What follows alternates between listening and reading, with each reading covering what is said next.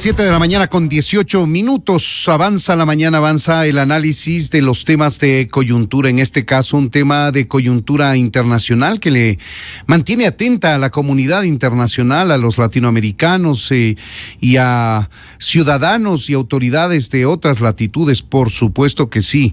Hoy más aún con la convocatoria del Consejo Permanente de la Organización de Estados Americanos, que está prevista realizarse en Washington en horas de la tarde. Se lo hará a nivel de altos funcionarios de gobiernos de Estado.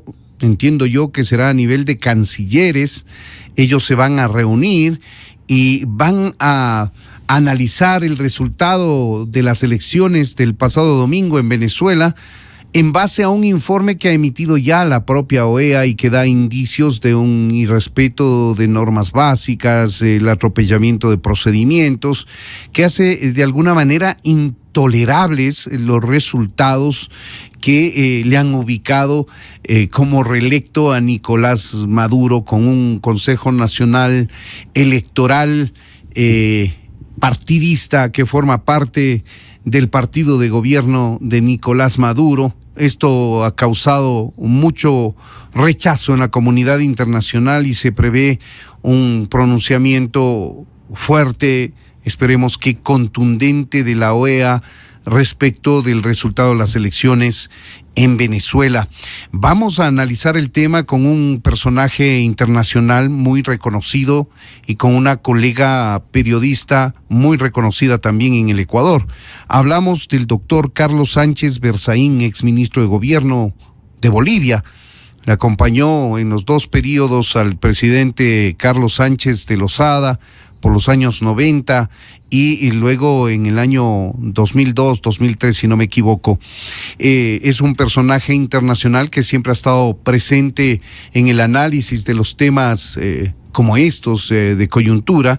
Y Thalía Flores, reconocida periodista de larga trayectoria, analista política y articulista. Estos dos ciudadanos, el uno boliviano y la otra ecuatoriana, pues van a ayudar en el análisis de este importante tema de coyuntura. Vamos a empezar con usted, doctor Carlos Sánchez Berzaín. Bienvenido a Revista de Opinión Democracia. Desde Quito, Ecuador, les saludamos. Les saluda Freddy Paredes. Buenos días, doctor Sánchez Berzaín. Tenemos problemas en la comunicación, lo habíamos visto a través de Zoom. Quizá está Thalía ya. Por favor, Thalía, te saludamos, te damos la bienvenida y vamos a hacer la entrada contigo.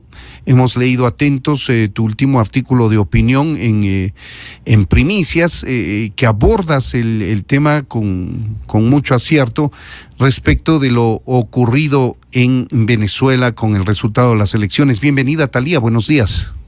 Gracias, muchas gracias, Freddy. Un saludo también a tu audiencia y al doctor Sánchez, que esperemos que se comunique pronto.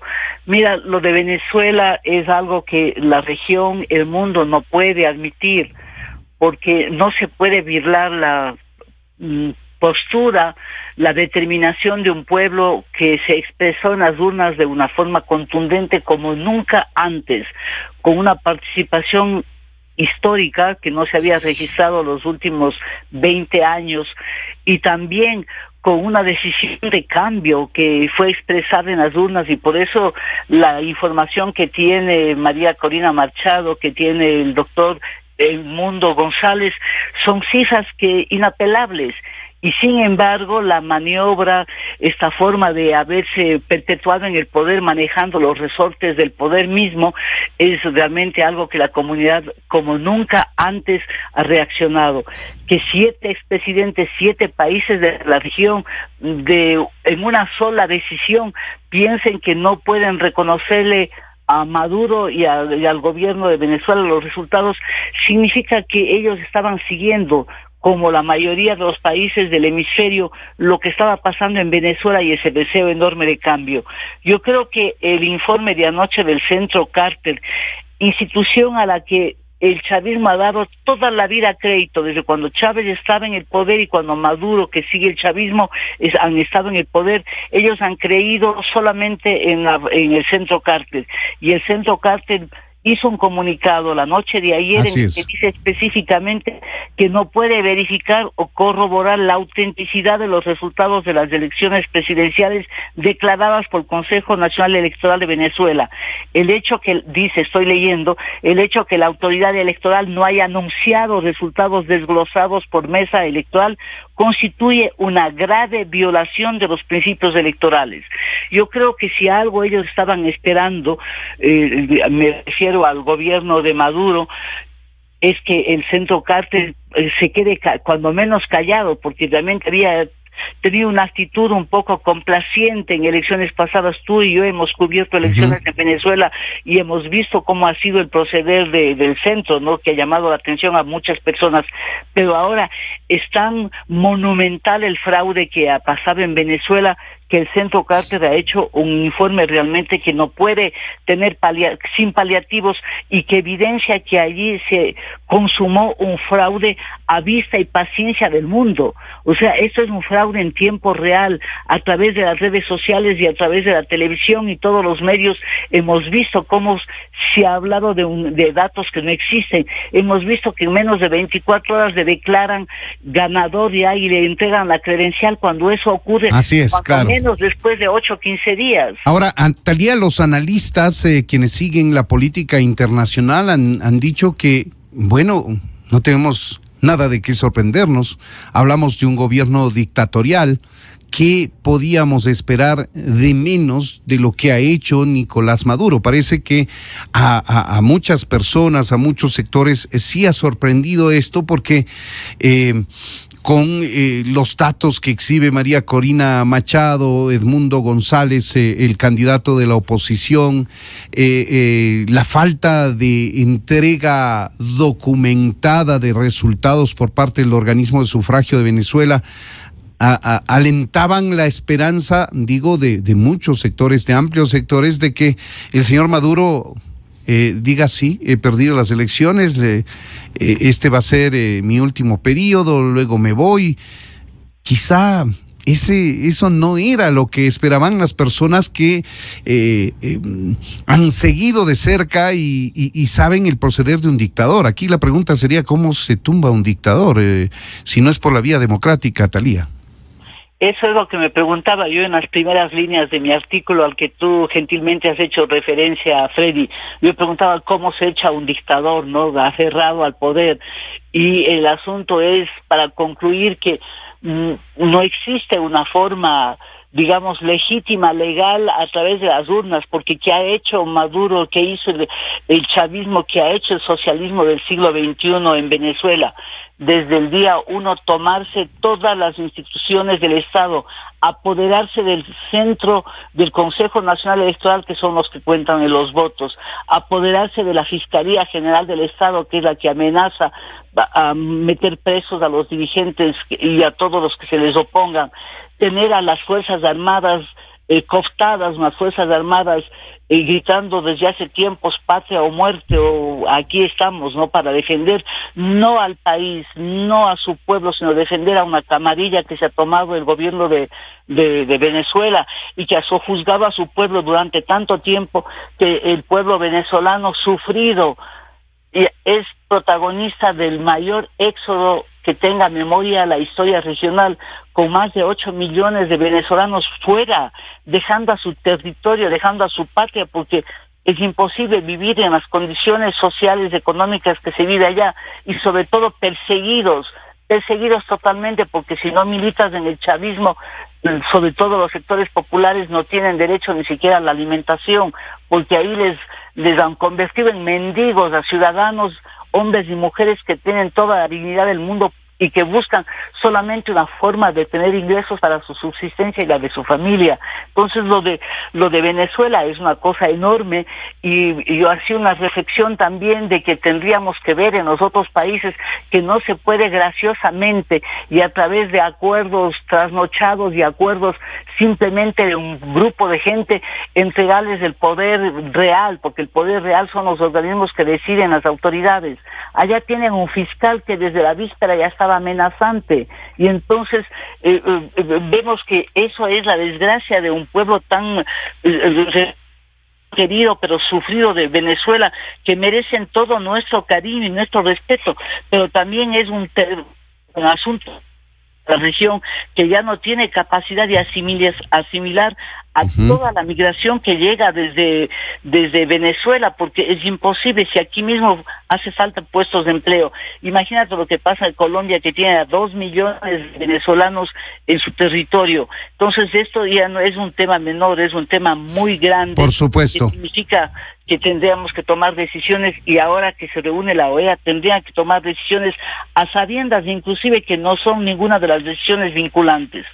Has hecho una descripción pormenorizada, muy apretada, la verdad, respecto de lo que se vive ahora mismo en Venezuela, y quiero referirme a tu artículo de opinión, que lo he leído muy atento, como te lo dije, mientras estamos esperando que nos conectemos con el doctor Carlos Sánchez Berzaín. Ya estábamos conectados a través de Zoom. Lamentablemente tuvo un problema de internet en donde él estaba, y esto ha impedido reanudar hasta el momento la comunicación. Vamos a intentar hacerlo por teléfono, aunque el doctor Sánchez Berzaín prefiere hacerlo a través de Zoom.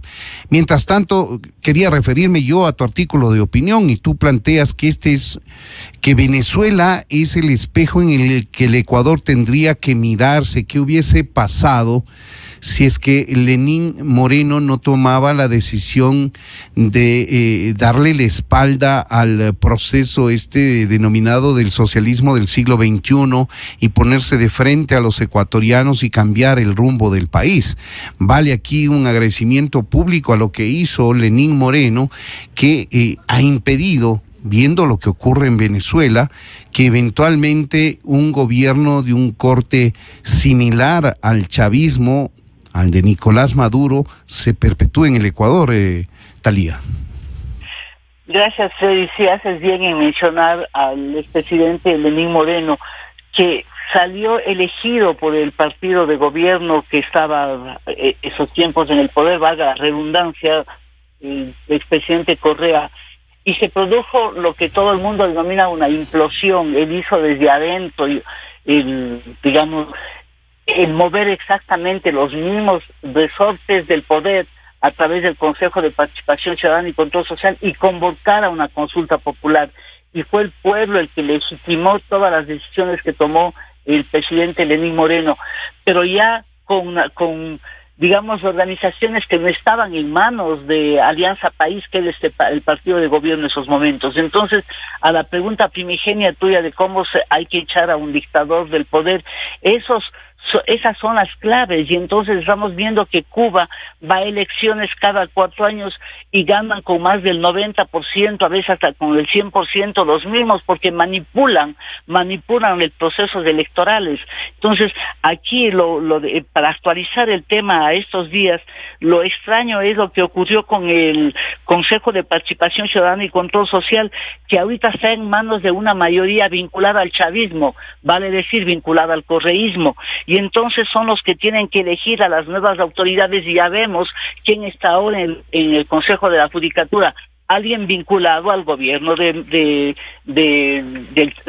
chavismo, para hablar en los términos que ahorita se están hablando en la región, alguien vinculado al correísmo.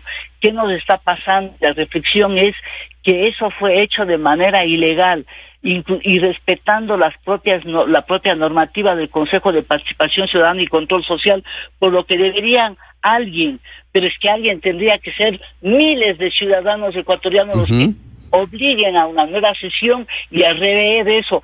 Pero es un planteamiento legítimo, porque ¿qué va a pasar? O sea, una organización que elige a las autoridades que pertenecen y que militan, porque ya estamos viendo, ellos obedecen exactamente a una ideología y no van a cambiar, no van a respetar la democracia. No existe esa palabra en el léxico de ellos. Una vez que están en el poder, hacen todo lo que quieren para perpetuarse en el poder.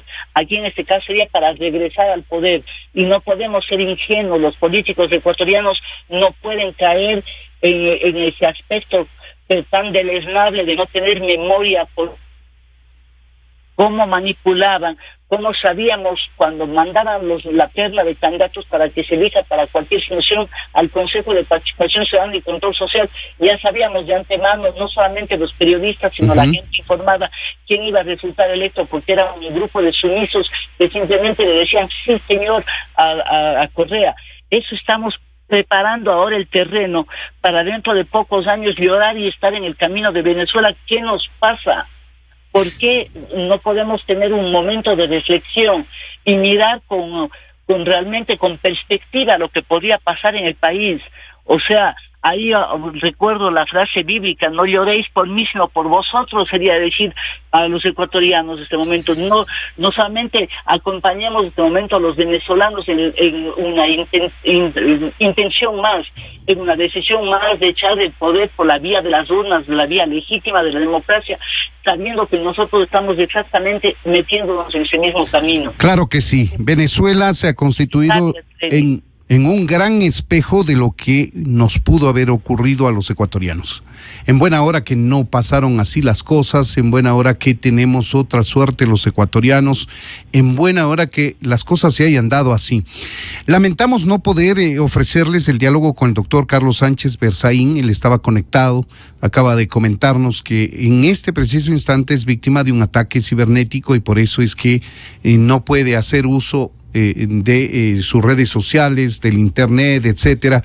Están ahora mismo chequeando el tema, pero vamos a conversar con el doctor Jorge Salles. Él es un conocido catedrático internacionalista para irnos sobre el lado, digamos, del derecho internacional, que es lo que esperamos, una resolución hoy. No sé si se alcance a resolver hoy, si trascienda el día de hoy y se vuelvan a reunir mañana, no sé. Eso queremos consultarle al doctor Jorge Salles, internacionalista.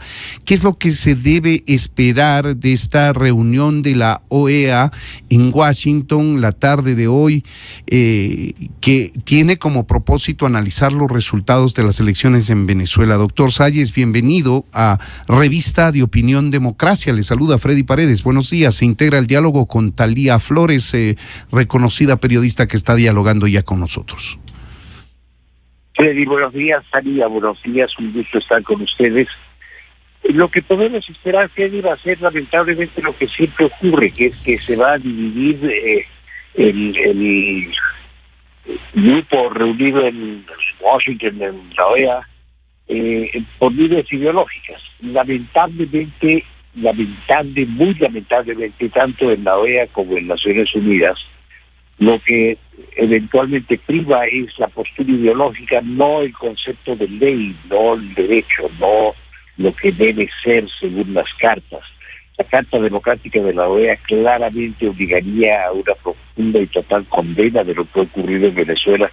Y sin embargo vamos a oír los defensores, y vamos a oír las medias tintas, y vamos a oír más que nada el argumento de que nadie tiene derecho a intervenir en los asuntos de Venezuela, cuando la Carta de la OEA y todo el concepto de un organismo internacional es precisamente el hecho de que los países teóricamente nos sometemos a ciertas reglas, a ciertos compromisos que asumimos internacionalmente. Permítame interrumpirle, doctor Salles, pero precisamente en este alineamiento ideológico que usted plantea, que por desgracia se da en estos foros internacionales, regionales, subregionales, ¿podría pasar algo diferente a lo que se esperaría? Mire usted, el presidente Lula da Silva, que forma parte o formó, no sé ya cómo decirlo, de este grupo de izquierda que participó en el foro de Sao Paulo, en el de Puebla,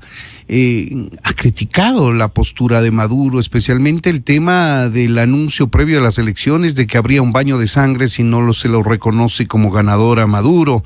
La posición de Boric, de el presidente de Chile, que es claramente de signo de izquierda, pero es de una izquierda madura, una izquierda, digamos, europea, que ha criticado también la postura de Maduro, una posición menos fuerte, más bien con tibia la de Petro de Colombia, que sabemos de dónde viene y que es el presidente que encarna la izquierda en Colombia luego de más de 50, 60 años de que el vecino país no tenía un presidente de izquierda.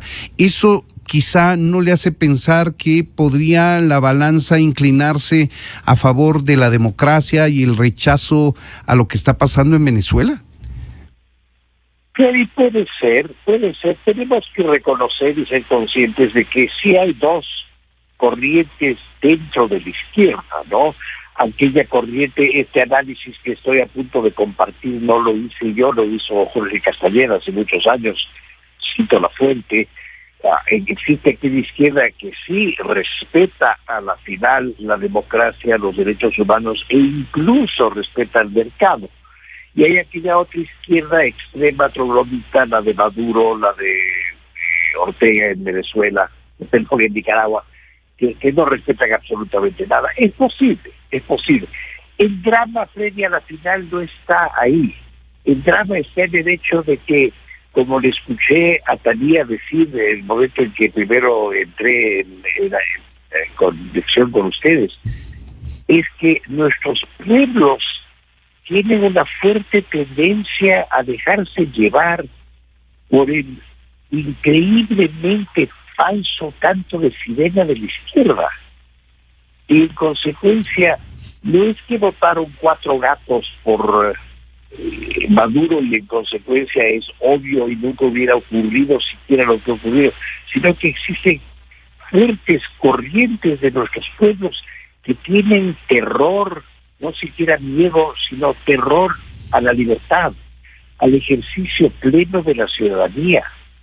Y en consecuencia, lo que tenemos que mirar más de fondo no es solamente el fenómeno político, es el fenómeno social. Es el fenómeno sociopsicológico que hace que en país tras país y vez tras vez en toda nuestra América Latina estos sinvergüenzas vendedores de la mentira logren un suficiente nivel de apoyo como para eventualmente hacer lo que ha hecho Maduro. Habrá ganado el 20, 25, 30% del voto, que es aparentemente lo que tiene el correísmo en el Ecuador. Y sin embargo, pretenden ser ellos los defensores de los derechos y del bienestar y de la libertad, que anulan de todo el resto de nosotros. Es esa realidad sociopsicológica en la que debemos enfrentar y enfocar. Debemos ver cómo podemos cambiar ese elemento esencial en una parte importante de nuestros pueblos que los vuelve susceptibles a esta tragedia, porque es una absoluta tragedia. ¿Qué opinas tú, Talía, de lo que nos acaba de decir el doctor Salles respecto de lo que se podría esperar de esta resolución de la Organización de Estados Americanos? Gracias, un saludo cordial al doctor Salles, y yo coincido totalmente con lo que dice. Realmente estamos abocados ante una situación que no tiene solución fácil, porque la OEA va a resolver, realmente condenar lo que sucedió en Venezuela, donde el Consejo Nacional Electoral da por ganador a alguien que no tuvo la mayoría de los votos. Entonces es una frustración, porque mientras de un lado a la cabeza con Estados Unidos, y hay que recordar que la petición primera para la reunión de la OEA la hizo Ecuador, pero va a estar otra vez dividida la región, o sea, el hemisferio una vez más, porque aunque parezca mentira, ahí están los gobiernos izquierdistas, justamente lo que mencionaba el doctor Salles, es ideologizada la región. Bolivia, Cuba, Nicaragua, Honduras, tiene el apoyo, han dado un apoyo unánime. ¿En base a qué? En base a la ideología. Ellos respetan las decisiones del pueblo en las urnas, no les importa. Y por si fuera poco, también tiene el respaldo de China, Rusia, de Irán y de Siria. O sea, estamos viendo cómo es un alineamiento planetario, si se quiere, en lo ideológico. Y entonces no son las mismas reglas de juego, porque podría ser, obviamente, digno de admiración y respeto que haya un apoyo, pero siempre que se sustente en algo.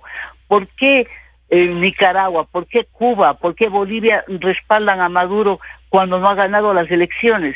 Simplemente porque militan en el socialismo del siglo XXI. Y entonces, ¿cómo es que se someten ellos supuestamente a la vindicta pública, al pronunciamiento más importante de una democracia, que es la palabra del pueblo en las urnas, para después irrespetar? Entonces, vamos a lo que me habías preguntado primeramente: ¿cómo se saca a un dictador del poder? Eso es lo difícil, y por eso que la gente mencionaba desde antes, no va a respetar las elecciones, se van a atornillar en el poder, no van a dejar. ¿Y por qué no van a dejar? Porque Venezuela ya no es desde hace tiempos una democracia, desde hace más de 20 años no es una democracia. Llegaron sí por las urnas de una manera democrática, pero se atornillaron al poder y se han apoderado de todos los estamentos del poder. La arquitectura institucional es la arquitectura que controla Maduro, controlan las Fuerzas Armadas que gritan patria o muerte, controla el fiscal general que hace lo que le ordena Maduro. Está lo que hace el señor ese con apellido tan interesante que dice el señor Amoroso, presidente del Consejo Nacional Electoral, que odia a su pueblo. El señor, sin contar los votos siquiera, ya tenía los resultados. Entonces, lo que el Centro Carter pide ahora, que exhiban la información, es porque ellos saben que no tienen la información el chavismo, y por eso es que el Centro Carter ya ha hecho un pronunciamiento enorme y abandona prácticamente Venezuela. Y entonces ahora el pronunciamiento que haga la OEA, y eso me gustaría que nos explique a mí también como periodista, el doctor Salles, que domina el derecho internacional, ¿cómo puede la OEA hacer algo más que no sea una declaración que no tiene el carácter de vinculante? Y entonces otra vez el pueblo de Venezuela queda solo a la deriva, solo a su suerte. Claro que sí, le trasladamos, por supuesto, la pregunta que hace Talía al doctor Salles, y yo agregaría algo más. Según el derecho internacional, ese es el problema que tiene el derecho internacional. Se basa, digamos, en la buena fe de las partes, en la convivencia pacífica, pero no son vinculantes los pronunciamientos que emiten los organismos internacionales, salvo el Consejo de Seguridad de Naciones Unidas, que puede tomar acciones de hecho en determinados casos.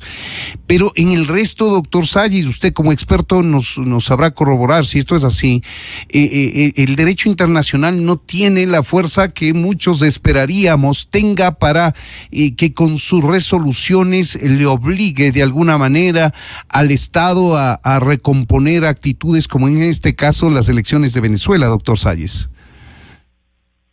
En efecto, Freddy, ratifico absolutamente lo que usted y Talía dicen. Y eso nos lleva precisamente al fondo del tema. No siendo vinculantes, no siendo más que eventualmente una declaración, no cabe más que calificarla de lírica la que pudiera salir de una resolución de condena en el Consejo de la OEA hoy día, o esta tarde o mañana, cuando finalmente ocurra la votación. El fondo del asunto es preguntarnos qué es lo que lleva a un ser humano o toda una sociedad a obedecer la ley. Y la respuesta es: lleva a la obediencia la conciencia moral. Aquello que los seres humanos somos capaces de desarrollar, somos capaces de ejercer, pero que lamentablemente, y esta es la tragedia de muchos de los pueblos del mundo, no hay un suficiente número de ciudadanos en esos países que consideren que la ley debe ser obedecida simplemente porque es la ley. La Constitución, el esquema democrático deben ser observados y deben ser obedecidos. Y eso permite que se establezca no solamente aquello que a los teóricos de la democracia siempre nos ha preocupado, que es la posibilidad de la tiranía de la mayoría, sino aún más grave, una tiranía de la minoría. Es una minoría la que está imponiéndose en todos estos países del socialismo del siglo XXI. Una minoría tenemos la medida, alrededor del 25% de la población está logrando, a través de sátrapas como Maduro, como Ortega, como Evo Morales y ahora Arce en Bolivia, imponerse sobre el 75% del resto de la población. Eso es lo que está pasando. El desafío es evitar eso. ¿Cómo evitamos esto, Talía? Ahora te paso la inquietud con la que está concluyendo esta locución el doctor Salles. ¿Cómo evitamos precisamente esto, que una minoría se imponga sobre una mayoría, no democráticamente como debería esperarse, sino por la vía dictatorial, que es una evidencia más de que ese tinte tiene el gobierno de Nicolás Maduro, y como tú lo dijiste, no de ahora, sino ya de más de 20 años atrás? Esa es la gran pregunta y el gran dilema que tiene la democracia, que ya desde Winston Churchill dijo que es el peor de los sistemas, pero no había otro. No existe otro.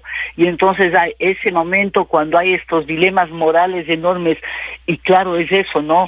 En un mundo civilizado se supone que existen unas leyes a ser acatadas por las sociedades que quieren vivir en armonía, pero ya vemos que lo que no quiere el madurismo, que no quiere el chavismo, que no quiere el socialismo del siglo XXI, que se ha enraizado en varios países. Miren lo que pasó en Nicaragua, o sea, es una fiel copia de lo que pasa en Nicaragua.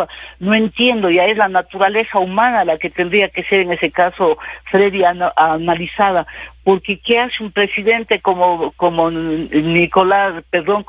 Daniel Ortega? Daniel Ortega en Nicaragua, gobernando, sojuzgando a su pueblo, aislado, metido en su país, sin posibilidades de nada? O sea, ¿qué es eso? Y con la frustración de que también la OEA no puede hacer absolutamente nada más que extender estas decisiones a las que van a asistir la mayoría de todos los países que están cuestionando los resultados de estos mal habidos, porque el Consejo Electoral lo decidió ahí, en contradicción al pronunciamiento del pueblo, que es la génesis de la democracia. Entonces ahí es cuando mucha gente dice, la democracia ya no funciona. Sí, pero no existe otra forma. En este mundo, en la civilización, no existe otra forma sino elegir a las autoridades por la vía de las urnas, pero no podría ser eso, que ellos decidan si quieren o se van, si acatan o no. O sea, y lo de Venezuela es un drama adicional, porque es un país que ha tenido las más grandes riquezas, tiene hasta ahora las mayores reservas petroleras del mundo. Y sin embargo, la producción del petróleo, cuando llegó Chávez, tenían 3,5 millones de producción diaria, ahora tienen 700,000, porque inclusive eso han manejado mal. Han despedazado la producción petrolera, han despedazado a las familias, han despedazado socialmente a una nación maravillosa de gente que abrió los brazos décadas atrás. Cuando en Ecuador no había trabajo, iban a Venezuela. Cuando en Europa, después de la Segunda Guerra Mundial, no tenían posibilidades de trabajo, fueron a Venezuela. Y ahora no, y ahora tienen el Tren de Aragua, que es un grupo delincuencial paseándose por toda la región, metiendo, como se dice entre comillas, metiendo miedo a la gente. No hay derecho. O sea, aquí sí habría que reinventarse alguna otra forma, pero esas son las reglas de juego y algo tendría que hacerse, ¿no? Yo creo que podría ir a lo mejor, como tú mencionabas, al Consejo de Seguridad, donde también hay otro dilema, porque el voto, tiene ahí poder de voto solamente algunos países, y sus países están divididos. O sea, esto llega a ser un tema planetario, porque ahí está Rusia y China, apoyan a Venezuela. O sea, realmente el problema es muy grave. A veces uno cree que exagera, pero si se pone a pensar que la democracia ya demostró sus flaquezas, ya demostró su lado débil, ¿por qué no pasa de eso a los otros países? Llega al gobierno, y a nosotros estuvimos a punto de tener esa experiencia, y tú mencionaste bien a Lenín Moreno. Si no era desde adentro que provocó una implosión, yo no veo otra manera que se habría ido del poder el chavismo ecuatoriano, que es el correísmo. Entonces, eso tendremos que, ese momento que vamos a ir a las elecciones, pensar bien y hacer del voto nuestra única arma democrática, escoger de la mejor forma para no llorar como está ahora llorando el pueblo venezolano. Son las 7 de la mañana con 52 minutos, estamos un poco pasados del tiempo, pero la importancia del tema nos obliga a pedir una reflexión final al doctor Salles respecto de este tema que concita el interés, la atención mundial, el tema de Venezuela, las elecciones sin resultados evidentes que hacen que el señor Maduro se proclame nuevamente, o le proclame uno de sus subordinados nuevamente presidente de Venezuela, doctor Salles. Mi reflexión final es en el fondo la reflexión que vengo compartiendo con usted y con quienes tienen la gentileza de invitarme a comentar estos temas desde hace ya algunos años. Tenemos la obligación, todos nosotros, de pensar en cómo criamos y educamos en nuestras sociedades. Criamos y educamos gente sumisa, no pensante, no en capacidad y voluntad, capacidad psicológica me refiero, de asumir la responsabilidad moral de ser un ciudadano libre, de no andar buscando cómo encontrar el puestito público que ya le acomode por el resto de la vida, no buscando cómo el amigo corrupto le resuelva sus problemas, sino asumiendo cada uno de nosotros la responsabilidad fundamental de hacer de nuestra sociedad una sociedad libre y democrática, en la cual nos respetamos mutuamente, en la cual condenamos todo tipo de abuso, no solo la corrupción, sino todo tipo de abuso, el abuso del padre violento en el hogar, del fulano que viola a una niña en su familia. Todos estos abusos espantosos que ocurren constantemente en nuestras sociedades ocurren porque tenemos una gran masa de gente terriblemente mal formada, psicológica, emocional, incluso intelectualmente, pero la parte intelectual es al menos grande. Lo importante es la psicológica. Criamos personas esperando el siguiente Correa, esperando el siguiente Maduro, que buscan poder vivir sin trabajar, buscan poder estar arribados al poder. Ahí está el cáncer de nuestras sociedades, nuestros sistemas de crianza, de formación o de malformación de seres humanos. Tenemos todos nosotros que poner atención en qué clase de sistema educativo tenemos. No es solamente tener más presupuesto para la educación, que por supuesto deberíamos tener, sino gastar ese presupuesto en formar profesores que estimulen el pensamiento, que estimulen la reflexión. El sentido moral no desarrolla a palos, el sentido moral desarrolla a través de la reflexión que debe ser estimulada en el aula desde niños pequeños. Ahí está para mí la médula del asunto. El tema de educación, ese es el tema fundamental, no solo para estos asuntos de política, sino para la vida diaria de las personas. Y quizá para terminar, Thalía, contigo, con tu reflexión final, quisiera poner sobre la mesa, al invocar el tema de la educación, el doctor Salles me recuerda años de infancia en los que hay los niños que al jugar algún juego, algún deporte, respetan las reglas y los otros que no respetan y les gusta ganar. Un poco ese sentimiento es el que se va cultivando en esta gente que no respeta normas, reglas y se perpetúan en el poder. Así es, Freddy, haces muy bien esa analogía y yo agradezco al doctor Salles también por hacer esa reflexión como catedrático, como académico que es la educación, la esencia de los pueblos, ¿no? Y este momento yo sí creo que en el mundo mismo hay, aun cuando siempre han habido dictaduras, no acordemos lo que pasó en la Unión Soviética a los comienzos del siglo pasado, pero la educación es la que forma la capacidad de discernimiento a la gente, de saber escoger entre lo que es bueno y lo que es malo, entre lo que son ajustarse a las reglas, porque no puede ser posible que haya alguien que forme parte de una sociedad, que forme parte de organizaciones internacionales y que a la hora que le conviene no respeta esos códigos, no respeta las leyes. No estamos hablando de la ley de la selva. Se supone que en la civilización están las normas dadas y que los países deberían tener inclusive mucho más la altura de miras, porque cuando digo los países hablo de las autoridades que las gobiernan, tendrían que tener la decencia de acatar eso, de justamente saber acatar con mucha más dignidad cuando se pierde que cuando se gana, pero que estamos mostrando a las nuevas generaciones que unas elecciones no sirven para nada. Entonces el desconsuelo debe ser terrible y la gente se podrá pensar, ¿para qué voy a ir a la elección si a lo mejor mi decisión no es respetada? Este es un tema mayor y es un tema que que invoca realmente a tener una educación en la democracia también, que a veces en los países se olvida, porque ni siquiera en las escuelas se habla de cómo son las condiciones de vida que tienen que ser exactamente, o sea, regidas por normas. Y entonces es un amplio abanico el que abre Freddy con esa pregunta, y creo que amerita que reflexionemos siempre colectivamente. Seguro que sí. Queremos agradecer a Talía Flores, colega periodista, reconocida periodista, articulista, y al doctor Jorge Salles, catedrático universitario internacionalista, por darnos su criterio, su opinión alrededor de un tema de muchísimo interés, no solo de los ecuatorianos, sino del mundo, no sé si entero, pero al menos de nuestra región, de nuestro continente, lo que pasa en Venezuela, que no se respeta la decisión del pueblo respecto de sus gobernantes.